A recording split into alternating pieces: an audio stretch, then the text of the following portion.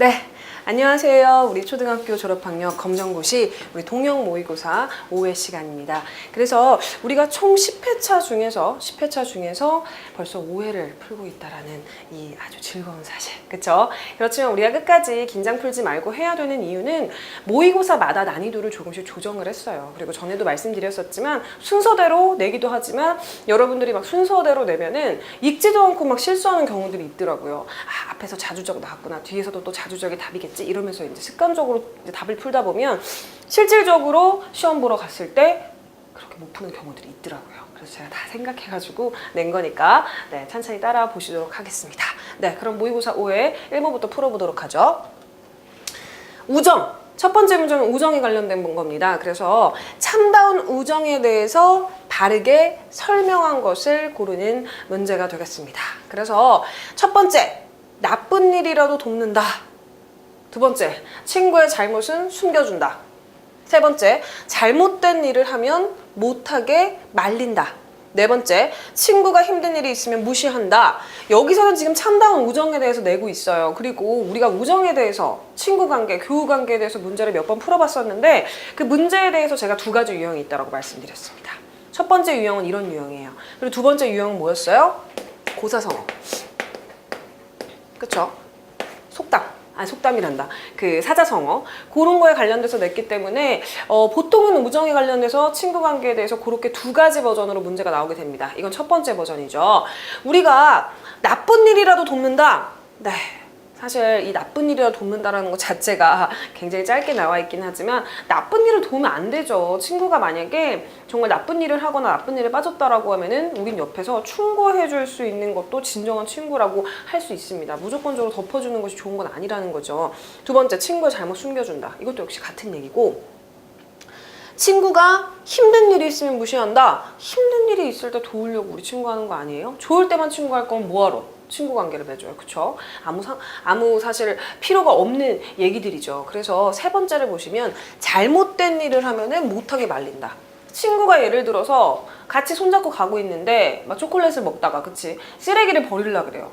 바닥에다가. 그러면 우와 잘 버린다. 옆에서 이런 사람 아무도 없잖아요. 솔직히. 야 너 뭐 하는 거야 지금. 이렇게 말을 하겠죠. 그쵸? 그런 것처럼 그런 사소한 것들, 그런 것부터도 잘못된 일을 하면 못하게 말리는, 그쵸? 관계가 진정한 친구의 관계라고 볼 수 있겠습니다. 그래서 우리가 사실 지금 초등학교 졸업학력 검정고시 문제를 풀고 있는데 이건 중학교 수준, 고등학교 수준 가더라도 우정에 대해서 이제 계속 사실 문제는 나옵니다. 그런데 난이도에 좀 조정이 있을 뿐인 것이죠. 그래서 우리가 사실 친구 관계에서 정말 현실적으로 나타날 수 있는 부분들에 대해서 제가 이제 여기다가 사례를 써놓은 거니까 네, 절대로 우리가 친구를 사귈 때 잘못된 일을 하면 못하게 말리는 건 괜찮지만 나머지 것들은 따라하지 않았으면 좋겠습니다. 네, 그래서 정답은 3번임을 확인하실 수가 있겠죠. 두 번째, 친척. 우리는 뭘 친척이라 그래요? 다 친척 있어요. 그쵸? 우리 다 친척 있어요. 그래서 뭘 친척이라고 하냐면 우리 엄마랑 아빠 있어요. 그쵸? 뭐 어머니 아버지라고 해도 되지만 우리 보통 친숙하게 엄마랑 아빠라고 얘기하죠. 그 밑에 내가 태어났어요. 나. 그쵸? 아빠의 형제가 있어요. 그쵸? 자매님들이 계세요. 어머니도 마찬가지죠. 형제, 자매님들이 계시죠. 근데 그들의 또 자녀들이 있잖아요. 그쵸? 그들의 자녀. 그쵸? 우리는 엄마, 아빠, 나를 제외한 이 주변에 있는 우리 엄마, 아빠의 형제, 자매님들을 포함한 주변의 자녀, 사촌들이라고 얘기를 하죠. 다 우린 친척이라고 얘기를 합니다. 그래서 그 친척 간의 화목을 위한 태도가 아닌 것을 고르는 문제를 풀 건데, 첫 번째, 자주 연락을 주고받는다. 그쵸? 두 번째, 친척들 행사에 자주 참여한다. 세 번째, 가까운 친척이 아니라면 관심을 가지지 않는다. 친척이 힘든 일이 있을 때 도와준다 라고 했는데, 친척 간의 화목을 위한 태도라고 한다면 당연히 그렇죠. 자주 연락을 주고받으면 또 내가 상황이 안 좋겠죠. 근데 이제 여기서 이제 또 강의를 들으시는 분 중에서는 저는 핸드폰이 없어가지고 자주 연락을 주고받을 수가 없어요. 친척 사이에 뭐 그렇게 연락하고 그러지 않아요. 이렇게 말씀하시는 분들도 있으실 건데 다 사실 우리 나이에는 우리 애기들이라고 제가 표현하니까 좀 그렇긴 한데 우리 10대 10대의 나이에는 사실 부모님이 자주 만나줘야지 친척들과는 자주 만날 일이 있지, 우리가 사실 스스로 이렇게 친척이랑 연락해서 만나고 이러는 게 사실 쉽지가 않습니다. 같은 동네에 살게 될 경우에는. 저 같은 경우는 이제 많이 컸잖아요. 많이 컸어요, 저는. 30대니까. 그쵸? 저 같은 경우는 이제 친척들하고 굉장히 친해요. 그래서 남매 관계도 남매 관계인데 친척들하고도 친구처럼 되게 잘 지내거든요. 왜냐면 나이대가 거의 비슷해요. 그리고 비슷한 동네에서 같이 자랐어요. 그래서 그런 부분들. 그래서 자주 연락을 주고받는 거 친척 간에 할 수 있는 태도로 좋은 것 같고, 친척들 행사에 자주 참여하는 거, 그쵸? 엄마 아빠 가면 따라가는 거, 그쵸? 나 안 갈래, 나 집에서 그냥 컴퓨터나 할래, 나 그냥 뭐 만화나 볼래, 이렇게 하지 말고 친척들 행사에 자주 참여해가지고 서로 얼굴을 이렇게 보이면서, 그쵸? 친목 도모를 하는 거 너무 중요하다라고 보고, 친척에 힘든 일이 있을 때 도와준다, 그쵸? 우리가 근데 아직은 10대라고 가정했을 때 아직까지는 친척의 힘든 일을 도울 정도로 사실 힘은 없기는 해요. 그렇지만 이렇게 마음가짐을 가지고, 그쵸? 친척의 힘든 일을 도와준다라고 하면은 나중에 우리가 많이 컸을 때 생로병사 아시죠? 사람이 태어나서 늙고 죽게 되는데 혹시나 이제 친척 간에 그런 부분들이 생길 때 사실 그렇잖아요. 요즘에 다 형제자매가 하나 아니면 둘이에요. 많아봤자 셋. 그렇게 됐을 때 친척들하고 다 같이 형제관계라고 생각하고 서로 돕고 살면 너무너무 좋겠죠. 그래서 그런 부분들. 그런데 가까운 친척이 아니라면은 관심을 가지지 않는다. 물론 가까운 친척이 아니라면 관심을 가지고 싶어도 사실 만날 수도 없고, 아주 이제 집안 행사를 크게 하는 데라든가 뭐 제사를 지내거나 이런 집안이 아닌 이상 굉장히 먼 친척을 보기가 힘들고, 집안에 무슨 이제 누가 돌아가시거나, 그쵸? 만약에 큰 결혼식이 있다거나 요럴 때는 한 번도 본 적이 없는데 부모님이 끌고 가서 그러죠. 야, 너희 삼촌이야, 인사해, 뭐 이런 거. 저도 어릴 때 진짜 많이 겪었어요. 나중에 알고 보니까 무슨 당숙모 막 이러는 거. 그 어릴 땐 되게 그 용어가 많이 어렵죠. 그래서 가까운 친척이 아니라면 관심을 가지지 않는다라는 건 사실 우리가 의도하지 않아도 관심을 사실 가지기 굉장히 힘들지만, 우선은 상황상 봤을 때 친척 간의 화목을 위해서 태도를 봤을 때 가까운 친척이 아니어도 관심을 가져줘야 된다라고 말을 하겠죠, 도덕과 과목에서는. 그래서 2번의 정답은 3번임을 확인하실 수가 있겠습니다. 그쵸?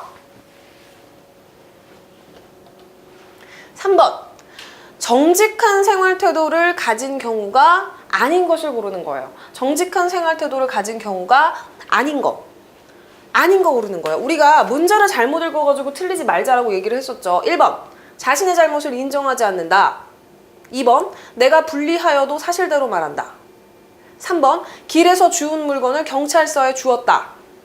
4번, 아무도 보지 않았지만 내가 유리창을 깬 것을 사실대로 말하였다 라고 얘기를 하죠. 보세요. 2번, 3번, 4번 같은 경우는 내가 불리해도 사실대로 말할 수 있는 그런 용기, 그쵸? 그리고 길에서 주운 물건을 내가 가지지 않고 경찰서에 주었던 거. 우리가 미디어라고 하면 뉴스죠. 뉴스에서 가끔씩 그러잖아요. 어떤 학생들이 길에 떨어진 뭐 몇백만 원에, 뭐 몇천만 원에, 혹은 몇 억에 그 돈 뭉치를 경찰서에 가져다 주었다. 이런 얘기들 기사들 가끔씩 훈훈하게 나오곤 하죠. 근데 사실 뭐 제가 너무 자세히 보는 건지 모르겠지만 성인들이 갖다 줬다 이런 얘기는 별로 없는 것 같아요. 근데 그 대신 성인들은 그런 건 있어요. 길 가다가 막 도둑을 잡았다든가 소매치기를 잡았다. 그러니까 자기의 그 포지션에 따라서 그렇게 좀 하나 봐요. 아무리 초등학생들이라든가 우리 학생들 같은 경우는 아무리 땅 많이 보고 걷잖아요. 작고 이러다 보니까 이제 그런 경험이 더 있지 않을까, 그냥 우스갯소리로 하는 얘기고요. 어쨌든 길에서 죽은 물건을 경찰서에 가져다 주는 거 사실 내가 뭐 내게 아니죠, 처음부터. 그렇기 때문에 중요하겠고, 4번, 아무도 보지 않았지만 내가 유리창을 깬 것을 사실대로 말했다. 그쵸? 아무가 보건 안 보건 그게 중요한 게 아니에요. 내가 저 유리창을 깼다라는 게 중요한 것이죠. 근데 잘못한 행위이기 때문에 그거에 대해서 내가 사실대로 누군가에게, 뭐 유리창 주인에게 말을 하던, 아니면 학원이면 학원 선생님한테 말을 하던, 아니면 우리 엄마다, 아빠다 그러면 말을 하던. 그런데 자신의 잘못을 인정하지 않는다. 내가 어떤 잘못을 저질렀어요. 그래가지고 이제 그거에 대해서 얘기를 할 때 아닌데, 나 아니에요, 전 몰라요, 이렇게 하는 거 진짜 아니라는 거죠. 그쵸? 누가 봐도 그 사람이 잘못을 했어요. 내가 잘못을 했어요. 근데 거기다 대고 이제 이미 다 밝혀져가지고 얘기를 하는데 난 모른다고, 난 모르는 일이라고, 난 모른다고 이렇게 말하는 거 정말 정직한 생활 태도를 가진 경우가 아니라고 할 수 있겠죠. 그래서 내 잘못을 인정하지 않는 경우는 우리 10대의 경우에도 그렇지만 사실 나이를 먹을수록 더 많이 그렇습니다. 인정하기 싫은 거죠.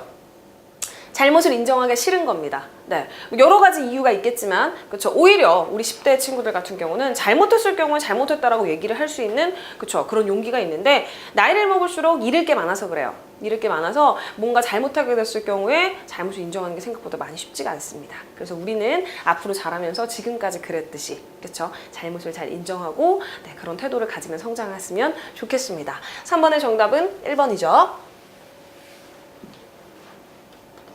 4번. 상생과 평화에 기초한 남북관계를 이루기 위해서 필요한 자세가 아닌 것을.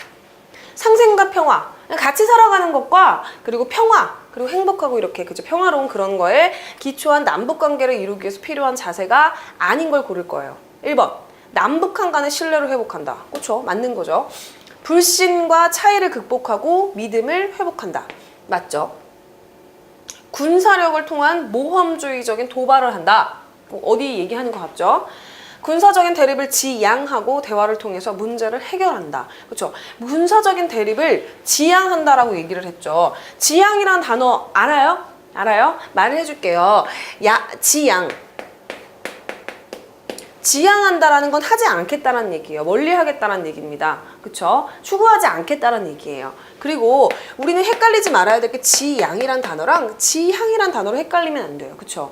사실 도덕 과목이 굉장히 쉽습니다. 그런데 용어를 잘 몰라가지고 틀린다라고 그러면 진짜 너무너무 아쉽잖아요. 그렇죠? 그래서 지양이랑 지향이란 단어가 도덕과 과목에서 굉장히 자주 나오니까 여러분들 꼭 기억을 하실 게 군사력 대립을 하지 않겠다, 지향한다. 그냥 뭐 그렇게 추구하지 않겠다는 얘기입니다. 근데 만약에 군사적인 대립을 지향하고 이렇게 얘기가 나온다라고 하면 무슨 얘기예요? 하겠다는 얘기예요. 그래서 지양이란 단어랑 지향이란 단어를 우리가 구분을 꼭 해주면 좋겠습니다. 그래서 나머지 것들은 다 우리가 평화에 기초한 남북관계를 이루기 위해서 필요한 자세가 맞는데 군사력을 통한 모험주의적인 도발을 한다. 왜? 왜 그럴까요? 군사력을 통한 모험주의적인 도발을 왜 할까요? 그렇죠? 북한에서 이제 이렇게 많이 한다라고 하죠. 그래서 가끔씩 우리는 뉴스라든가 그렇죠? 볼 때마다 좀 위기감을 느끼고는 하죠. 너무 무섭고 그렇죠? 뭐 내려왔다 그렇죠?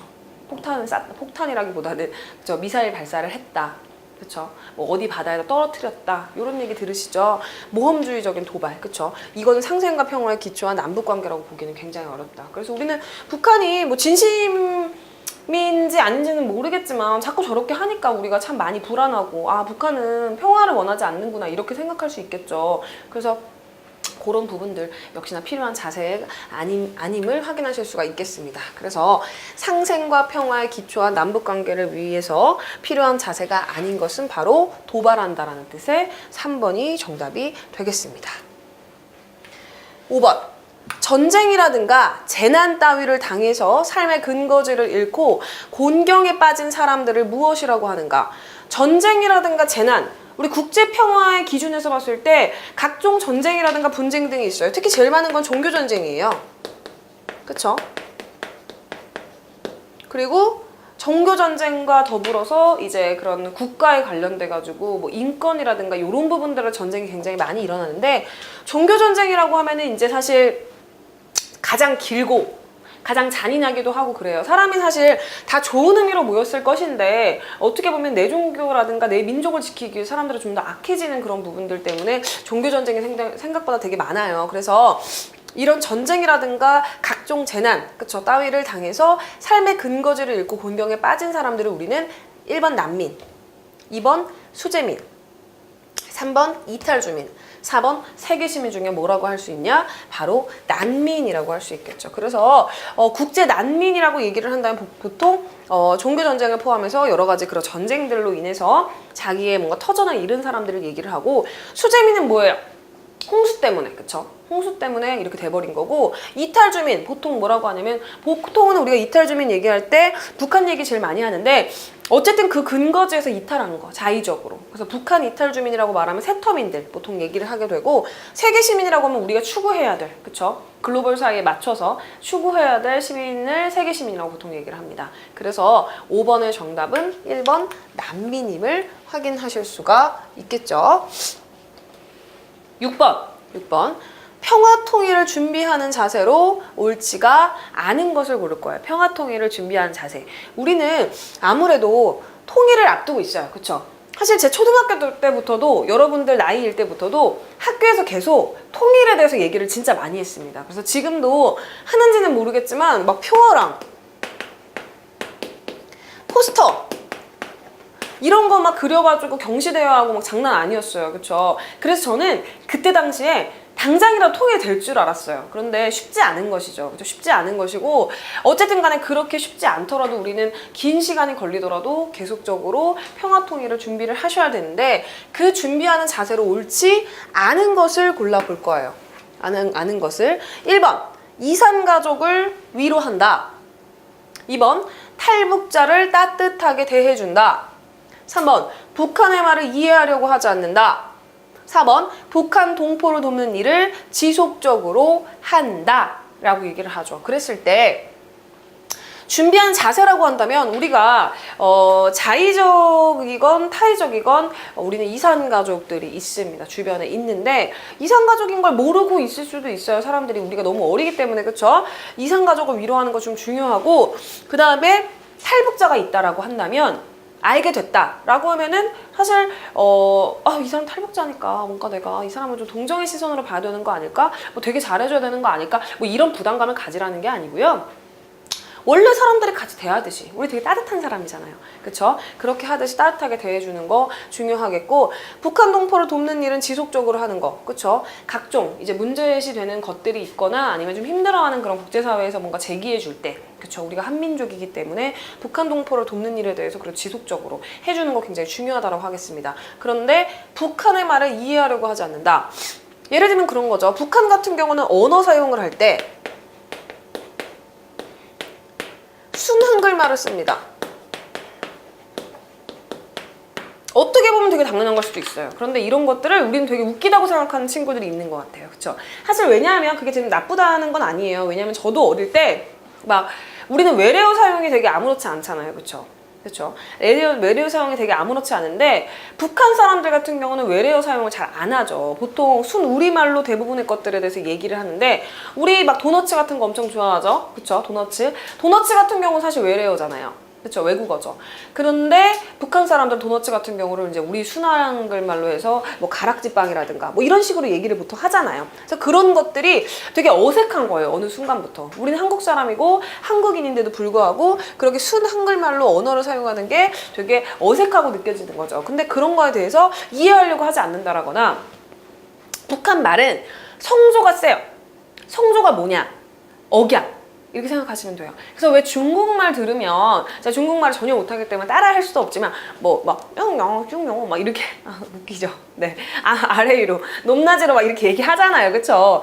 근데 한글은 사실은 우리말 같은 경우 성조가 그렇게 막 눈에 띄게 개성 있게 나오는 편은 아니에요. 이제 눈에 띈다라고 하면 이제 사투리를 쓰게 되면 아무래도 좀 억양이라든가 그런 부분들을 우리가 캐치할 수 있지만 일반적으로 한국어 같은 경우는 좀 이렇게 무르르듯이 좀 자연스럽게 흘러가는 그런 특징이 있죠. 그런데 그런 한국어를 아무래도 북한은 모르겠어요. 중국에도 그런 영향을 많이 받아서 그런지 모르겠지만 성조가 사실 상당합니다. 그래서 그런 부분들에 대해서 뭐야 웃기다 뭐 이상하다 이렇게 말을 하거나 생각하거나 이렇게 되면은 평화통일을 준비하는 우리의 마음가짐으로는 옳지 않다라고 할 수 있겠죠. 그래서 평화통일을 준비한 자세로 옳지 않은 것은 이라고 하면은 북한의 말을 이해하려고 하지 않는다라고 하는 것을 그쵸? 우리 평화통일을 준비한 자세로 옳지 않은 걸로 답을 고를 수가 있겠습니다.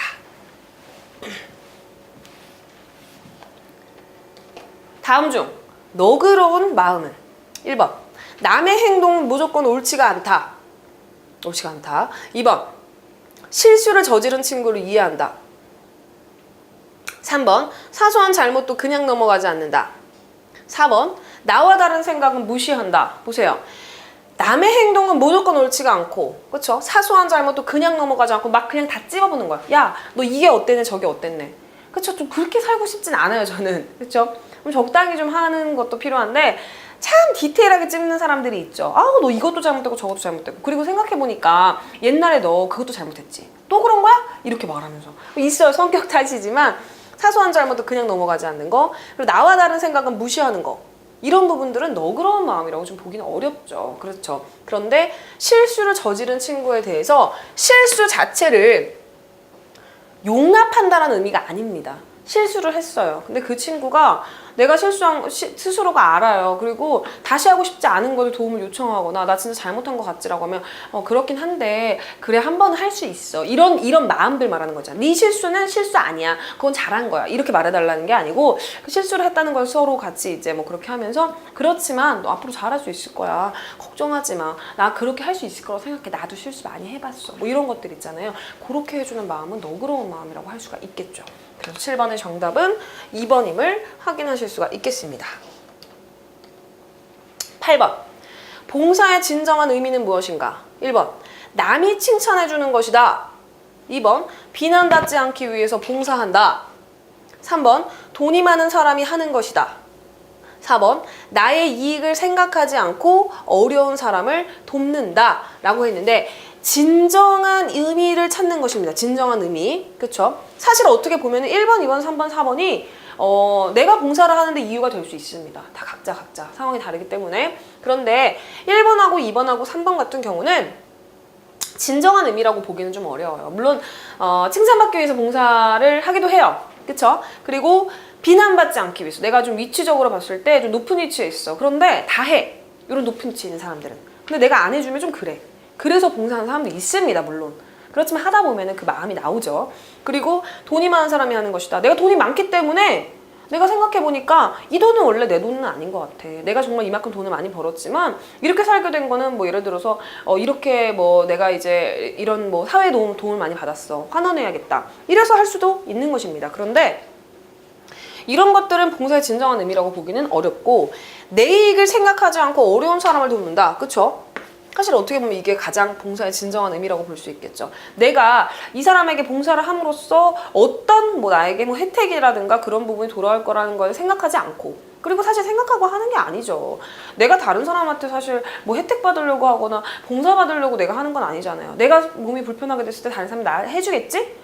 이런 마음으로 봉사하는 건 사실 아닌 거죠. 그래서 내 이익을 생각하지 않고 그냥 본능적으로 어려운 사람 돕는 거죠. 우리 길거리 지나가다가 만약에 이제 어떤 사람이 되게 무거운 짐을 들고 가요. 그러면 당장 가서 달려가서 짐을 들어주진 않더라도 솔직히 마음속으로는 다 고민하잖아요. 그쵸?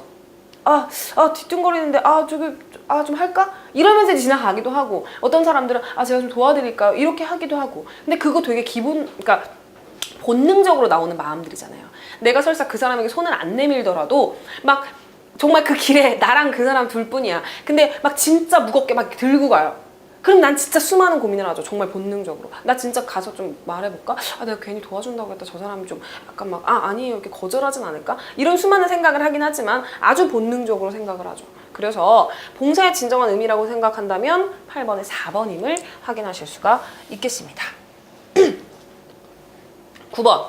봉사하는 사람의 마음가짐으로 옳지가 않은 것을 고를 거예요. 옳지가 않은 거. 1번. 자발적으로 하는 활동이기 때문에 책임감을 가진다. 2번째. 도움을 받는 사람에게 부담 주지 않는다. 3번째. 봉사하는 일을 주변에게 자랑한다. 4번째. 봉사 장소에 알맞은 복장과 차림을 한다. 보세요. 1번. 자발적으로 하는 활동이기 때문에 책임감을 가진다. 옳은 태도죠. 2번째. 도움을 받는 사람에게 부담을 주지 않는다. 그쵸? 내가 알아서 하는 거죠. 내가 좋아서 하는 거잖아요. 그쵸?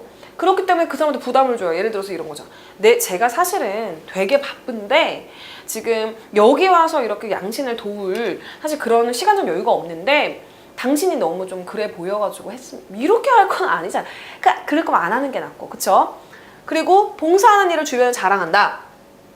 자랑하는 사람들 많아요. 근데 사실 글쎄요. 자랑하는 거 좋게 말하면 그거죠. 미담이라고 얘기하죠. 요즘에 미담 얘기하는 거 TV에서 연예인들 유행이더라고요. 그래서 자기가 어떻게 했었는지. 근데 그 말이 사실 그 말인 거죠. 그런데 봉사하는 사람이 마음가짐이라고 하기엔 더 이렇게 잘하는 사람들은 또 정작 말을 안 하더라고요. 그런 사람들 보면은 봉사하는 일을 주변에 뭐 자랑하거나 사실 밝혀줘도 막 어떻게든 막 이렇게 밝히려고 하는데도 계속 꽁꽁꽁 숨으면서 봉사활동하는 사람들도 진짜 많더라고요. 제 주변에도 사실 있습니다. 그래서 한번 딱 아는 척을 했는데 완전 이렇게 잡아떼더라고. 아니라고. 근데 10년째 그렇게 하고 있는 거를 제가 확실하게 알아요. 그런데 아니라고 그러더라고. 그러니까 아니라고 딱 잘라서 처음엔 얘기를 했는데 계속 이제 너무 부담스러운 것 같아서 얘기도 안 하고 사실 아는 척도 안 하는데 계속 그냥 그렇게 하는 사람이 있더라고요. 그래서 주변 자랑한다 이런 거는 마음가짐이 아니겠고, 봉사 장소에 알맞은 옳지 않은 거, 네, 이거 아니겠죠, 그렇죠? 그리고 봉사 장소에 알맞은 복장과 차림을 한다, 그렇죠? 제가 봉사를 하러 갔는데 머리를 이렇게 풀어헤치고 간다고 생각해 보세요. 막 이러면서 막 이러면서 머리에 물 묻어요 막 약간 이러면서. 그거 아니겠죠 사실. 그리고 제가 이렇게 정장을 입고 봉사장소에 가게 되면은 봉사장소에서 뭘 하게 될지는 모르겠지만, 그쵸? 알맞은 복장이 아니겠죠. 그래서 봉사하는 사람의 마음가짐으로 옳지 않다라고 하면은 1번, 2번, 4번은 맞는데 3번 봉사하는 일을 주변 자랑하는 그런 행위들은 사실 마음가짐으로는 조금 옳지가 않다라고 하겠습니다. 그쵸? 그래서 9번의 정답은 3번임을 확인하실 수가 있고, 10번 친구 간의 약속을 지키지 않았을 때 생기는 일은, 우리는 친구 간의 약속을 해요. 작건 크건. 그쵸? 그런데 1번 친해지는 친구가 많아진다. 않았을 때. 두 번째, 친구와의 약속이 늘어난다. 세 번째, 친구와의 사이가 깊어진다. 네 번째, 친구가 믿어주지 않게 된다. 양치기 소년 알죠? 양치기 소년. 양치기 소년. 그렇죠. 양치기 소년. 제가 약속에 대해서 얘기할 게, 이제 제 동생을 조금 흉을 좀 볼게요, 사실. 그러니까 제 동생이 이제 남자예요. 그런데 인기가 어릴 때부터 진짜 많았어요. 진짜 많았는데 더 인기가 많을 수밖에 없는 게, 이제 본인이 잘생겼다는 걸 알아요. 아는데 잘생겼다는 거 알지만 자기 외모에 되게 만족하진 않아요. 그러니까 그렇다고 되게 막 잘생겨지고 싶다거나 이런 건 아니고, 그리고 막 되게 자기를 치장하거나 이러지도 않아요. 근데 잘생긴 건 알아. 그리고 인기가 많은 것도 알아요. 여자들이 끊임없이 계속 이제 이렇게 있었어요, 여자친구들이. 여자들이라고 하니까 좀 그러네요. 여자친구들이 계속 끊임없이 있었고, 또 하나의 사실 더 인기가 많은 이유는 참 뭐라고 하죠? 착해요. 네. 참 착하고 애가 좀 못되지 않았어요. 못되지 않고 참 착하고 이런 게 있는데, 그 착하다는 말의 의미가 사실 여러 가지로 해석을 할 수가 있겠죠. 너무 착해. 너무 착해요. 다 이제 오는 여자 다 받아줍니다. 네, 그런 게 있는데, 하루는 이제 여자친구랑 통화하는 얘기를 듣고 싶어서가 아니라 집에 같이 있으니까 들었어요. 근데 뭐라고 하냐면, 알았어. 그러면 지금 뭐 나와? 뭐 이러면서 하니까, 나 이미 나왔어. 이랬거든요. 근데 상대방 여자친구가, 나 지금 오빠네 집 앞인데, 알았어. 나갈게. 이러더라고요. 전화통화가 좀 약간 이상하죠. 여자친구가 나왔어? 이랬더니, 나 지금 가고 있어. 이랬는데 여자친구가, 아니야. 나 지금 오빠네 집 앞인데? 이랬더니, 알았어. 내려갈게. 이러는 거예요. 그 무슨 얘기예요? 제 동생이 거짓말한 거잖아요. 제 동생은 여자친구들이 맨날 집 앞으로 데리러 오는 거예요. 안 믿더라고요. 제 동생이 이게 나가고 있다는 거를. 약속을 참 안 지켜요. 왜 그런지 모르겠지만, 근데 이제 앞으로는 지키겠죠. 그래서 더 이상 여자친구들이 믿진 않더라고요. 그런데 다른 부분 때문에 아직까지도 이렇게 잘 이렇게 살고 있는데, 뭐 중요한 순간에는 약속 잘 지키겠죠. 그래서 어쨌건 친구 간의 약속을 지키지 않았을 때 생기는 일, 친구와의 많아지고 늘어나고 깊어지는 건 사실 아니겠죠. 중요한 건 믿어주지 않게 되겠죠. 그래서 어느 순간 여자친구한테 말해도 됐어, 뭐 이제 오빠는 거짓말만 하잖아, 이렇게 말하겠죠. 믿어주지 않게 되겠죠. 그래서 친구 간의 약속을 지키지 않는 행위는 가급적 지양하자라는 부분들 말씀드리겠습니다. 그래서 10번의 정답은 4번임을 확인하실 수가 있겠죠. 11번, 다음 중 스스로 세운 계획을 실천하기 위해서 요구되는 것을 골라보는 겁니다. 그래서 1번, 나태함. 2번, 현실을 고려하지 않은 계획. 3번, 실천 의지의 부족. 4번, 합리적인 시간 관리. 스스로 세운 계획을 실천하기 위해서 요구되는 것. 보세요. 나태함. 남이 세워준 게 아니라 내가 스스로 세웠는데 나태하게 한다? 그건 뭐 말할 것도 없이 아니고. 현실을 고려하지 않은 계획. 예를 들면 그런 거죠. 제가 30대예요. 근데 제가 어릴 때부터 되게 좋아했던 게 있었어요. 뭘 좋아했냐? 전 비행기를 좋아했습니다. 비행기를 좋아했는데, 제가 지금 전혀 비행기에 대한 지식이 전혀 없는 상태에서 갑자기 비행기를 만들겠다. 언젠가는. 정말 현실을 고려하지 않은 계획이죠. 어떤 누군가는 또 얘기할 수도 있겠죠. 안 된다고 생각하지 마세요. 하다 보면 될 수도 있어요. 하지만 말이 안 되는 얘기들이죠. 그래서 이런 것들, 현실을 고려하지 않은 계획들도 역시나 실천하기 위해서 요구되는 것이 아니고, 실천 의지의 부족. 그쵸? 이렇게 하고 싶다고 얘기해놓고 또 실천은 또 안 해. 의지가 전혀 없어. 맨날 놀기만 해. 그러면 당연히 안 되겠죠. 그런데 네 번째, 합리적인 시간 관리. 내가 만약에 스스로 계획을 세웠어요. 예를 들어서 어떤 계획이 있을까? 내가 요즘에 몸이 좀 약해진 것 같아. 집 앞에 테니스 장이 있는데 물론 나는 검도를 하고 싶지만 검도장은 좀 멀어. 근데 머니까 자주 안 갈 것 같아.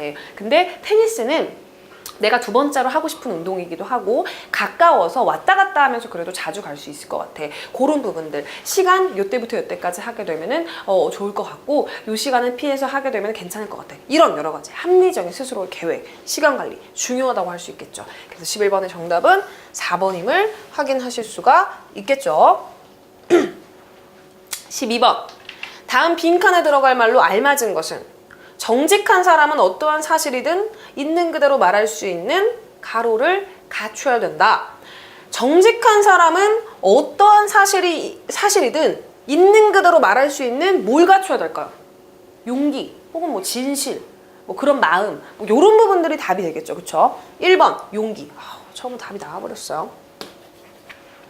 2번 성실, 3번 노력, 4번 만용. 내가 막 만용 막 이렇게 뭐 허세 이런 거 이렇게 생각하시면 되겠죠. 그래서 빈칸에 들어갈 말로 알맞은 것이라고 하면은 정직한 사람은 내가 어떤 사실, 어떤 과오를 저질렀던 간에 그대로 말할 수 있는 용기가 필요하다라고 할 수 있겠습니다. 그래서 12번의 정답은 1번이죠.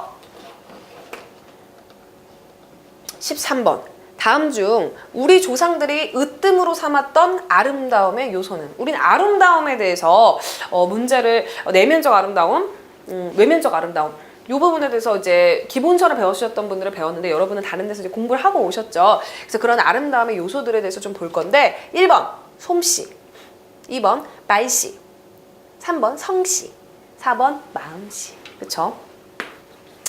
가장 으뜸으로 삼았던 아름다움의 요소라고 한다면 당연히 마음씨죠. 그리고 우리는 이거를 다른 말로 뭐라고 얘기하냐면 내면적인 아름다움이라고 얘기를 합니다. 그래서 외모가 예쁘고 잘생기면 정말 좋겠죠. 그쵸? 그런데 저는 그냥 뭐 어느 정도로 만족하냐면 그냥 다른 사람에게 뭐 혐오감을 주지 않는 정도로 사실 만족합니다. 그래서 사람들마다 다 뭐 외모에 대한 기준이 다르긴 하지만 저 같은 경우는 그냥 다른 사람이 그냥 뭐 다른 사람이 저를 보면서 혐오감을 그냥 안 느끼면 된다고 저는 그냥 개인적으로 그렇게 생각해요. 그래서 저는 그냥 그렇게 살고 있고요.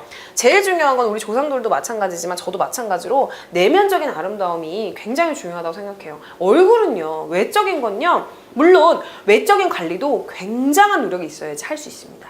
근데 내면적인 아름다움도 굉장한 수양으로서 죽을 때까지 노력해야 되는 부분들 중에 하나고 전 정말 중요하다고 생각해요. 아무리 예쁘고 아무리 잘생겨도 마음씨가 곱지 못하고 내면적인 아름다움이 없다. 매력 없습니다. 매력 없어요. 그렇죠? 못난이 인형일 뿐이에요.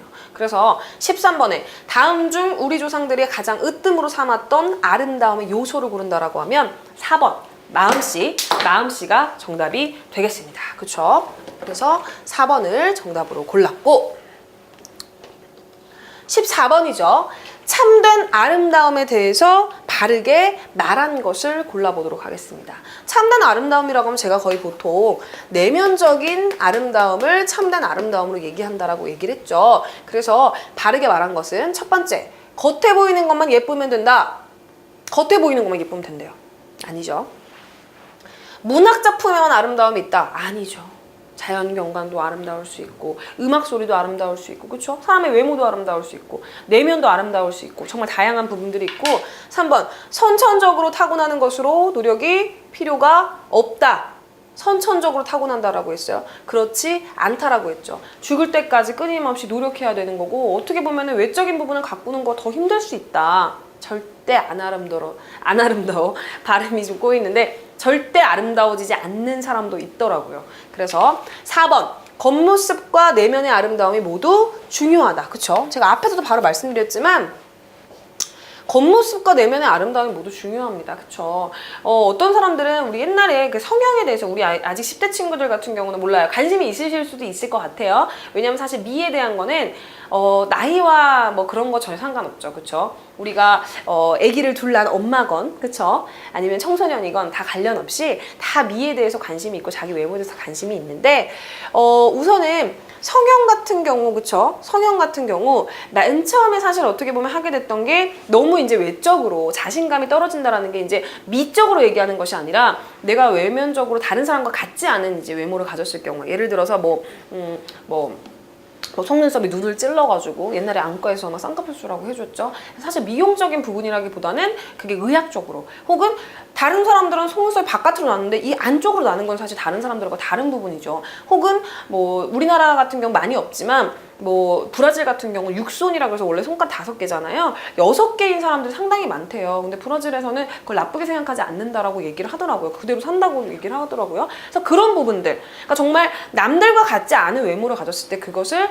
이제 교정하거나 어떻게 이제 바꾸는 부분들이 사실 성형인데, 요즘 같은 경우는 이제 그쵸? 미에 관련된 성형을 굉장히 사실 많이 하게 되는 그런 추세로 바뀌어 버렸는데, 사실 적당히 해야 되는 것이죠. 그러니까 정신적으로 만약에 내가 외적으로 너무 마음에 안 들거나 이러면 사실 내면적인 아름다움도 없을 수 있어요. 왜냐면 너무 막 속상해하고, 그쵸? 너무 슬퍼하고 너무 스트레스 받고 이렇게 살게 되면 사실 어떻게 보면은 사람들이 내면의 아름다움도 잃으면서 살 수도 있는데, 너무 사람들이 요즘에 겉모습에만 좀 치중하는 경향이 있어가지고 그런 부분들, 그래서 겉모습과 내면의 아름다움의 조화가 굉장히 중요하다라고 하겠습니다. 그래서 참된 아름다움에 대해서 바르게 말한 것은 14번에 4번임을 확인하실 수가 있겠죠. 15번. 다음 글의 빈칸에 들어갈 말로 옳은 것을 고를 겁니다.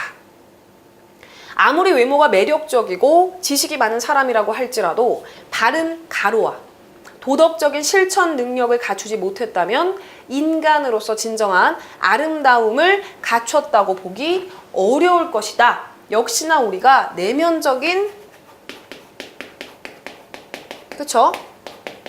아름다움에 대해서 얘기를 하고 있는데, 1번 품성, 2번 교양, 3번 지식, 4번 개성, 그쵸? 아무리 외모가 매력적이라고 해도, 그쵸? 바른 품성과 도덕적인 실천 능력. 그러니까 사람이 되게 예쁜데 막 품성이 전혀 막 아닌 거예요. 막 말을 하기 시작하고 그 사람의 생각에 대해서 얘기를 하는데 너무 남을 배려하지 않고 너무 매너도 없고, 그쵸? 그 도덕이라는 게 찾아볼 수도 없어요. 그렇다라고 하면 그 사람은 진짜 진정한 아름다움 가졌다고 보기 어렵고 주변에 사람도 없을 겁니다. 그래서 다른 부분들도 다 좋은 부분들이지만 우린 여기서 해당하는 것을 고르라고 했기 때문에 1번 품성이 정답임을 확인하실 수가 있겠습니다. 16번. 아름다움을 가꾸는 바람직한 자세로 보기가 어려운 것을 고를 거예요. 1번. 나만의 독특한 개성을 살리고 개발한다. 그리고 나의 몸을 존중하는 자세를 가져야 된다. 그리고 인격적인 성숙을 위해서 노력하는 자세를 갖는다. 그쵸? 이렇게 세 개는 맞아요. 아름다움을 가꾸는 바람직한 자세로 우리 올바르다라고 할 수 있겠는데, 대중매체에서 제시하는 미의 기준을 받아들인다. 이것은 아름다움을 가꾸는 자세로 올바르지 않다라고 보겠습니다. 사실 옛날 배우들이나 옛날 사람들 보면 정말 각기 다른 개성의 외모를 가졌습니다. 개성이라는 게 뭐예요, 우리? 개인의 성질. 그쵸? 이걸 우리가 쉽게 말해서 개성이라고 생각하면 되는데, 그러니까 사람들이 독특하거나 특이하거나 이런 부분들을 개성이라고 말하는 게 아니라 각각이 가진 것들이 다 개인의 성질들이 개성이라고 보시면 돼요. 그래서 옛날 배우들이나 옛날 사람들 보면 굉장히 각자의 개성들이 있었습니다. 어떤 사람은 쭉 찢어진 사람도 있고, 어떤 사람은 뭐 큰 사람도 있고, 어떤 사람은 뭐 얼굴 네모인 사람도 있고, 그쵸? 많았었는데 요즘에 사실 예쁜 사람 진짜 많죠. 잘생긴 사람 진짜 많은데 제 눈에는 다 똑같이 생겼습니다. 네. 제 눈에만 그럴 수도 있겠지만, 아니면 이제 그런 외모를 가진 사람들이 보통은 이제 연예인이라든가 뭐 할 수도 있겠지만, 뭔가 개인의 성질을 많이 잃어버렸다라는 생각이 가끔씩 많이 들어요. 그래서 대중매체에서 제시하는 미의 기준 역시나 어떻게 보면 어느 정도 따라가면 좋긴 하겠지만 아름다움을 가꾸는 좀 바람직한 자세라고 보기에는 어렵다고 또 할 수 있겠습니다. 그래서 16번의 정답은 4번임을 확인하실 수가 있겠습니다. 17번. 다음 글에서 공통으로 강조하는 덕목은 두 친구가 마음을 같이 하면 그 예리함이 쇠와 돌을 자를 수 있다. 같게 된 마음에서 나오는 말은 그 향기가 난초와 같이 향기롭다. 그렇죠? 이런 부분들을 봤을 때 우리는 우정에 대해서, 그쵸? 우정에 대해서 두 가지 이제 버전이 나온다라고 얘기했잖아요. 그래서 뭐 질환지교라든가 뭐 당금지교라든가, 그쵸? 당금지교, 질환지교에 대한 부분들이죠. 그래서 이렇게 사자성어로 나오게 되는 부분들이 있다라는 것이죠. 그래서 이게 두 번째 버전의 우정에 대한 질문이라고 보시면 되는데 1번 칭찬, 2번 우정, 3번 희생, 4번 배려. 바로 우정에 대한 얘기입니다. 그래서 당근지교랑 질환지교에 대한 부분이어서 사실 요런 부분들, 그리고 이제 요런 사자성어랑 더불어서 제일 많이 나오게 되는 사자성어가 뭐예요? 우리? 뭐예요? 중마고. 그쵸? 우리 중마고에 대한 사자성어가 상당히 많이 나오는데, 그래서 우리는 우정에 대해서 문제를 풀게 되면은 보통은 사자성어 아니면 요렇게, 그쵸? 요런 사자성어 아니면 이제 우정에 대해서 고르는 여러 가지 객관식 문항들로 나오니까, 네, 어떻게 보면 두 가지 버전을 다 한 뭐라고 하죠? 모의고사에서 풀어본 경험을 여러분들 하고 계시고 있고요. 18번. 다음 글에서 강조하는 친구 관계의 도리로 적절한 것은? 선행을 하도록 권하는 것이 친구를 사귀는 도리다. 선행을 하도록 권한다라고 얘기를 하고 있었어요. 그렇죠? 이건 무슨 얘기예요? 충고라는 부분이죠. 그렇죠? 그리고 얘기해 주는 거, 조언. 이런 부분들을 무슨 답으로 고르면 될 것 같은데 1번 의지. 의지 중요하지만 위에 나온 지문하고 관련이 없고 2번 인내, 3번 희생, 4번 충고. 그렇죠? 충고에 대한 부분이죠. 그래서 18번의 정답은 4번 충고임을 확인하실 수가 있겠습니다. 19번. 다음 중 현대사회에서 이웃의 의미로 가장 적합한 것은? 다음 중 현대사회에서 이웃의 의미로 가장 적합한 것을 고를 거예요. 멀리 떨어져서 서로 돕고 사는 사람들. 같은 직업에 종사하면서 돕고 사는 사람들. 3번, 직접적인 협력 관계를 맺고 살아가는 사람들, 거리와 상관없이 살면서 서로 돕고 교류하는 사람들. 우리가 말하는 거, 원래 이웃이라는 게 옛날 같은 경우는 이웃사촌이라고 해서 옆집에 사는 사람들만 이웃이라고 얘기를 했었죠. 그런데 이제 현대사회에서 이웃의 개념은 그것이 아니라 거리와 상관없이, 예를 들면 그런 게 있죠. 우리 소셜 네트워크 서비스라고 해서 SNS 우리 굉장히 많이 합니다. 저는 안 해요. 저는 안 해요. 능력도 안 되고, 저는 그냥 주변 사람들한테 잘하고 싶어서 그냥 SNS 잘 안 하는데, 그러니까 계정이 있기는 있죠. 초반에 막 만들고 이럴 때, SNS 계정을 막 5년 전? 막 거의 7년 전? 막 이때 만들었어요. 거의 초반 때쯤에. 근데 잘 안 하게 되더라고요. 저랑 좀 안 맞더라고요. 그런데 요런 거를 생각하시면 되는데, 거리와 상관없이, 그쵸? 외국에 있는 친구들과, 혹은 되게 멀리 사는, 내가 만약에 예를 들어서 서울에 살아요. 그런데 부산에 사직동에 사는 누구 어떤 친구와 같이, 지금 부산 사직동에 사시는 분 깜짝 놀라셨죠? 그쵸?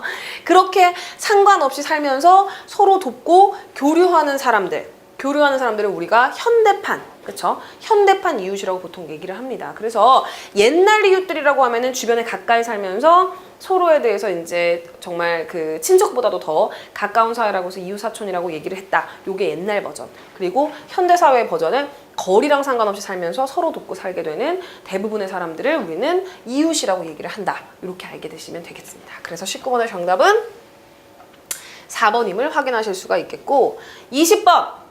사이버 공간의 특성으로 옳지가 않은 것.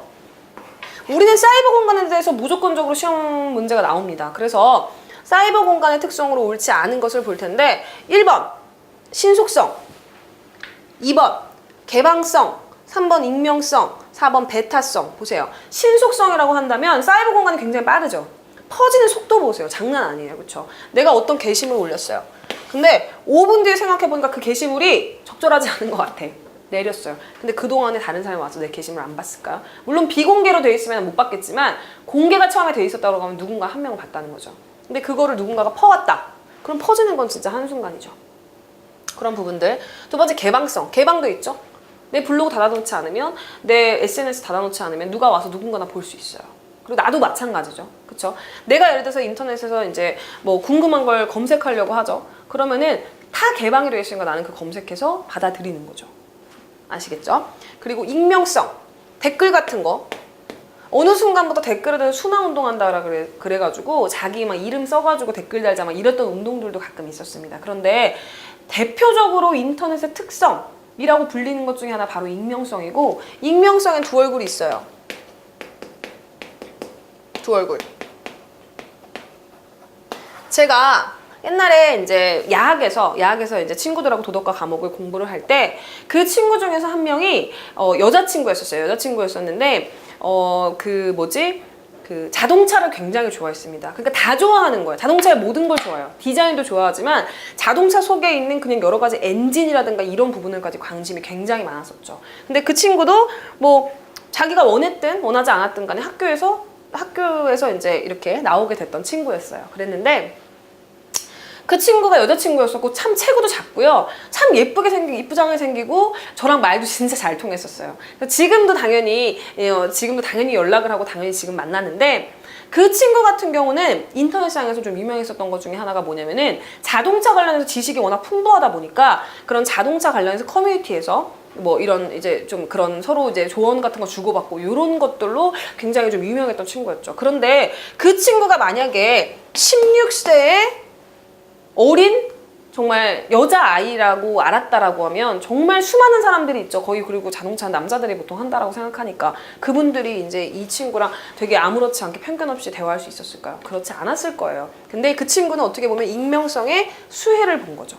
자기가 가려졌기 때문에 내가 16세에 학교도 그만두고 그쵸? 남들은 좀 어떻게 보면은 문제아라고 얘기할 수도 있는 그런 위치인데 어쨌든 간에 내가 좋아했던 그 분야에서 너무나도 잘 아는 거죠. 근데 그 익명성이 없었다라고 하면 그 친구 같은 경우는 어떻게 보면 또 그렇게 좋은 방향으로 빠지지 못했을 수도 있어요. 그래서 그 친구 같은 경우는 제가 중학교 졸업학년 검정고시랑 고등학교 졸업학년 검정고시 다 그 친구랑 같이 가르쳤었는데 학교에서 가르쳤는데 그 친구는 결과적으로 이제 자동차학과를 가서 지금은 그 영암에서 그쵸 서킷에서 자기가 하고 싶은 일을 하면서 자동차와 함께 살고 있습니다.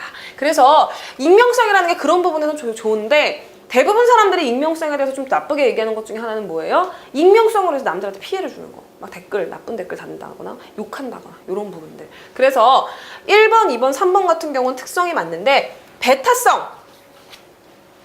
다른 사람을 배타적으로 막 피하고 막 나쁘게 생각하고 이러는 부분들은 아니죠. 그래서 사이버 공간의 특성으로 1번하고 2번하고 3번은 맞는데 4번 베타성은 해당이 안 된다라는 부분. 그래서 정답은 4번 베타성이었습니다. 21번. 다음 글에서 말하고자 하는 나라의 구성 요소를 보는 겁니다. 나라를 다스리는 최고의 권위와 권력으로 대내적으로는 최고성, 대외적으로는 독립성을 의미한다. 그렇죠? 최고 권위와 권력이래요. 독립성을 의미한대요. 우리는 지문이 나오면 지문 안에서 답을 무조건 찾아야 됩니다. 1번 국민, 2번 영토, 3번 책임, 4번 주권에 관련된 거죠. 그래서 나라의 구성 요소는요. 국민, 영토, 주권이에요. 그렇죠? 그랬을 때 그 중에서 우리는 질문했던 게 뭐였냐면 책임은 아니에요. 처음부터 아니었고 국민이었냐 영토였냐 주권이었냐 이거에 대해서 우리는 지문에서 나왔던 거를 봤더니 지문에서 나온 것은 바로 주권이었다. 그래서 21번의 정답은 4번 주권이죠. 22번. 다음 중 평화를 위협하는 행위가 아닌 것을 고를 거예요. 타인을 폭행하는 거, 평화를 굉장히 위협하고 있죠. 2번, 친구가 길을 물어볼 때 가르쳐주는 거. 이것은 평화를 위협하는 행위가 아니고 정말 평화롭게 살고 있는 겁니다. 친구들이 싸울 때 경기를 보듯이 지켜보는 거. 친구들 싸우는데 그래, 난 얘가 이길 것 같아. 장난하는 것도 아니고 그치 좀 약간 이상한 것 같죠. 그렇게 하시면 안 되고 4번, 따돌림 당하는 친구의 괴로움을 알면서도 침묵하는 거. 쉿. 내가 잘못했을 때 내가 혹시나 저 친구 편을 들었다가 나도 같이 따돌림 당하지 않을까? 그런 부분들. 그런 거는 평화를 위협하는 행위이죠. 그런데 평화를 위협하는 행위가 아닌 것을 고르라고 했기 때문에 22번의 정답은 2번임을 확인하실 수가 있습니다. 23번. 사랑에 대한 설명으로 옳지가 않은 것. 사랑의 감정은 성인이 되어야 자연스럽게 나타난다. 땡.